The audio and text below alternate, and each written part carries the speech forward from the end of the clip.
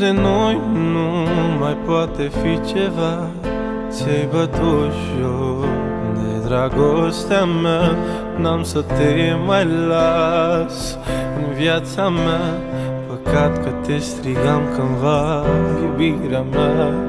Oh, oh, sentimentele mă apasă și nu știu de ce.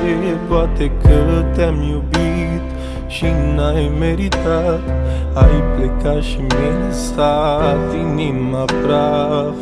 Greșeala mea că m-am îndrăgostit de un om care mai târziu m-a folosit. M-am deschis cu totul pentru tine și mă scufund acum în lacrimi și suspine. Inima ce